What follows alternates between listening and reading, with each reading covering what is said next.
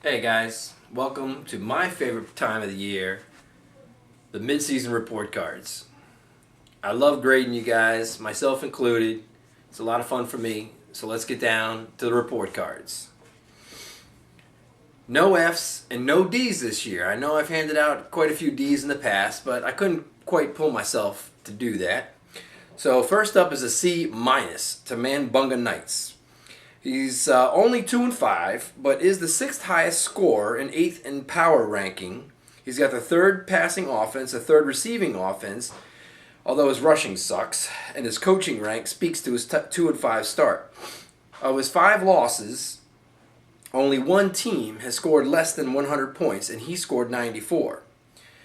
So he's the sixth highest scorer, but he's been outscored in his games by nearly 100 points. So no D for Manbunga Knights, but just barely. C. Since Manbunga Knights got a C minus, this next group must be C's and C pluses. So let's start with the Chili Dogs. Although they are on a roll, the 3-4 record covers up the 4 losses to start the year. The Dogs are 12th in scoring and has only broken 90 points one time all year. Funny thing here is he has only been outscored by 13 points all year long. His rankings aren't much. 12th in power, 8th or 9th in passing, rushing, and receiving. His best stat is his defensive stat. His defensive rank is number 6. Also dead last in the breakdown. So a C for the Chili Dogs. A C for Clash City Rockers. 3-4 and up and down all year long. 2 wins, 3 losses, a win, a loss. That equals 11th in the power rank, 10th in scoring. They are also 11th in breakdown, but have only been outscored by 27 points all year long. And last week they were outscored by 28. So going into last week, they were actually outscoring their opponents on the year. They are top 5 in passing, although I have a feeling that's going to go downhill. And top 5 in rushing. Juggling D's, not those kind, has led to a 7th ranked defense, and even with 7 or 8 wide receivers, they're only 11th in that category. I can't imagine what's going on there. They are 3rd in coaching rank, though, so we have that going for us, which is nice. Monkeys, C, 3-4 again, another up and down team, leaving them 10th in the power rank. They've been outscored on the season by only 11, but are tied for 8th place in breakdown. Their other ranks aren't much better, and most are worse. 10th in receiving and defense, 9th in passing, 6th in coaching. His highlight is rushing, which is essentially only AP and best, with Bush having been out for weeks, leading him to that 3rd-ranked rushing offense. And bad news for everybody, both those guys have already been on bye, so I don't see that going downhill at any time in the near future. So that rushing offense should continue to roll for the Monkeys. Another C to T-Dub and the X-Rays, another 3-4 team. 8th in scoring. Finally, though, a team that has actually outscored their opponents. Okay, it's only by 4 points, but it's a start. T-Dub is 7th in the power rank. And 8th in scoring overall. His passing and rushing are kicking, though, both ranked number 2. But his receivers actually make the Rockers receivers look like Hall of Famers. One started as a kick returner. One has been injured off and on all year long. And one was drafted on draft night and is just getting ready to start next week. Somehow or another, in the middle of that mess, he managed to get Brandon Marshall. I'm not sure how that happened. Alright, so I'm going to go ahead and award these next 2 teams that are also 3-4 C pluses based on the fact that they are putting points on the board. It's just not showing up in the win column. And we all know we play to win the game. So, first up with his C pluses, Cats with Guns. The Cats are 6th in power, 5th in scoring, 5th in breakdown, and they have outscored their opponents by 31 points on the season. Somehow, they still have lost 2 in a row. What doesn't add up is the rest of his rankings. 7th in rushing and receiving, 10th in passing. He does have the 4th ranked D, though. So here's the kicker. His 3 wins have been by a total of 100 points, all blowouts. So that's kind of skewed his point totals for the year. And still, like I said, coming out you know, on the plus side, the C plus side. The next C plus is Loose Cannons. Another high-scoring 3 and 4 team. The Cannons are third highest-scoring team in the league with a number 4 power ranking, but still have managed to be outscored by 1 point. All right, it's only 1 point, but they're still on the wrong side.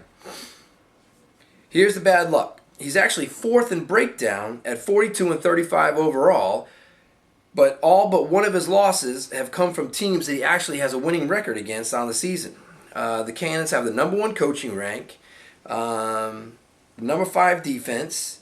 His rushing and passing need a little work at 8th and 11th respectively, but definitely a team on the way up and to be reckoned with moving forward.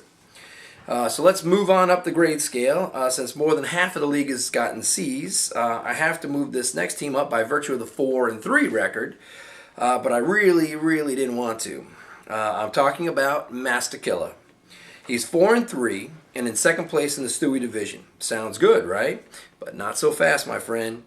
Master Killer is 11th in scoring, 9th in power, and has been outscored by his opponents by a total of 53 points on the year. He's also 10th in breakdown. This team is the anti-Cannons, with all 4 of his wins coming against teams that he actually has a losing record against. That's what we call good timing, a.k.a. lucky as shit. He is 12th in passing, 12th in defense, 8th in receiving, but Mendenhall and Forte and Run DMC, he has those guys to lead his number 1 rushing rank. So, can his luck hold out for 7 more games? That is the question. Next up on the B train is Super Simon. I'll award Simon a solid B. At 4 and 3, he's 3rd in power, 4th in scoring, and 2nd in breakdown. He has the number 1 passing attack. Thank you very much, Peyton Manning. He's 4th in receiving, and then a little drop-off. Okay, a big drop-off for his rushing and his defense, both ranked 11th. Maybe the key to a couple of his losses is in his coaching rank, also 11th. He is scoring points, but just not getting the right guys in the lineup at key, crucial times. Not all his roses in Delaware land. Let's not forget he did lay the biggest egg of the year so far with his Week 5 39-point performance. So, we are moving up the ladder. Let's keep it going in the right direction. How about a B plus to the Pitons? Also 4 and 3 and tied for first place in the Quagmire division with Simon. The Pitons are 1st in power, 1st in scoring, 1st in breakdown, and all that has he's only outscored his opponents by a total of 20 points. Here's some more ranks for the Pitons: 1st in D, 2nd in receiving, 4th in passing, 6th in rushing, and that is our first team to be in the top half of every single category. How have they lost any games? Again, it's luck of the draw. 2 of the 3 teams that they've lost to, they've actually had winning records against, including that egg that they laid last week, losing to the Dogs. The only time all season the Dogs would have outscored the Pitons is the 1 week that they actually played the Pitons. Oh, we got a surprise guest. It is Froggy!